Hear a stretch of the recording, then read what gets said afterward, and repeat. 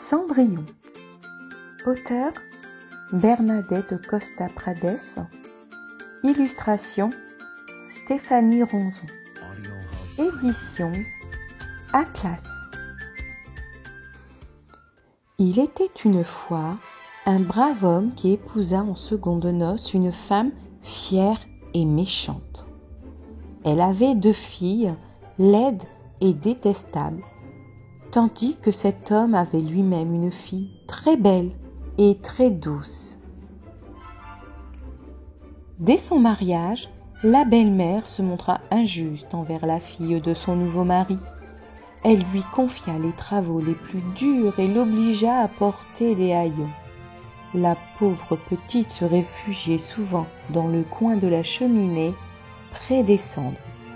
C'est pourquoi ses sœurs, qui étaient folles de jalousie, l'avaient surnommée Cendrillon. Un beau jour, on annonça que le roi cherchait à marier son fils et qu'il organisait un grand bal où toutes les jeunes filles de la région étaient conviées. Pendant des semaines, les 2 sœurs de Cendrillon ne parlèrent que de ce bal. Quand le grand jour arriva, Cendrillon, dotée d'une grande patience et d'une extrême gentillesse, les aida à se préparer. Mais même bien habillées et bien coiffées, les 2 sœurs restaient vilaines. Elles continuaient de se moquer de Cendrillon. La première sœur lui demanda : « Et toi, tu ne viens pas au bal avec nous ? Tu serais très jolie avec tes haillons, » ricana la seconde. Pauvre Cendrillon, elle se cacha pour pleurer. Le beau carrosse des 2 sœurs arriva et Cendrillon resta seule avec son seau et son balai.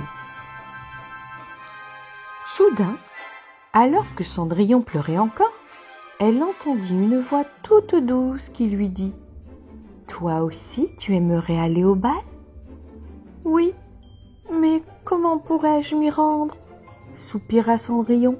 « Allez, allez, sèche tes larmes. Je suis ta marraine, la fée, et ce soir, je suis venue pour exaucer tous tes souhaits. Va vite cueillir une grosse citrouille, » dit la fée. Cendrillon partit dans le potager et rapporta une énorme citrouille. D'un coup de baguette magique, sa marraine transforma le légume en un beau carrosse tout neuf. « Maintenant, va chercher 2 souris dans la souricière, » demanda la fée à Cendrillon. Et hop, d'un coup de baguette magique, elle transforma les souris en un bel attelage de chevaux. La fée recula un peu pour admirer son travail. Elle s'écria : « Ah, mais il manque un cocher. Va vite me chercher un chien. » Cendrillon revint avec le chien de la maison. Et hop, d'un coup de baguette magique, elle transforma le chien en un cocher vêtu d'un beau costume de velours vert et or. Il ne restait plus qu'à s'occuper de Cendrillon. D'un dernier coup de baguette magique, la marraine transforma son misérable tablier en une belle robe blanche et ses chaussures trouées en pantoufles de verre. Oh, comme Cendrillon était belle! Avant de la laisser partir, sa marraine lui donna un dernier avertissement. « Il faut que tu sois rentrée au 12e coup de minuit, car après cette heure, tout redeviendra comme avant. » Cendrillon promit, monta dans le carrosse et arriva bientôt au château. Toutes les filles de la région avaient déjà été présentées au prince, mais aucune ne lui avait plu.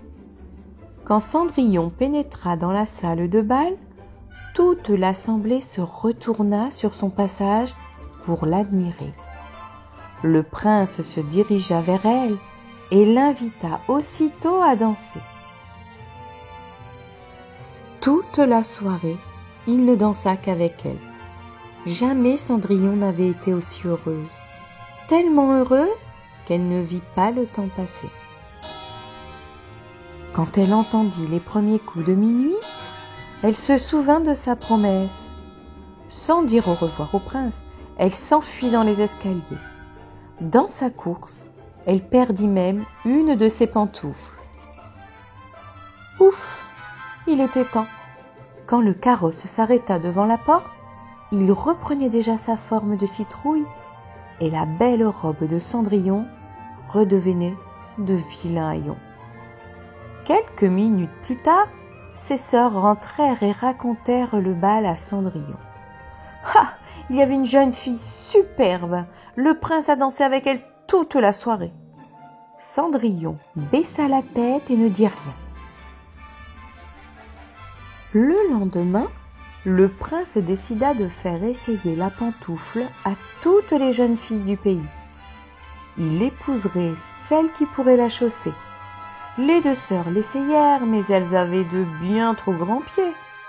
Au moment de repartir, le prince aperçut Cendrillon en train de balayer le sol.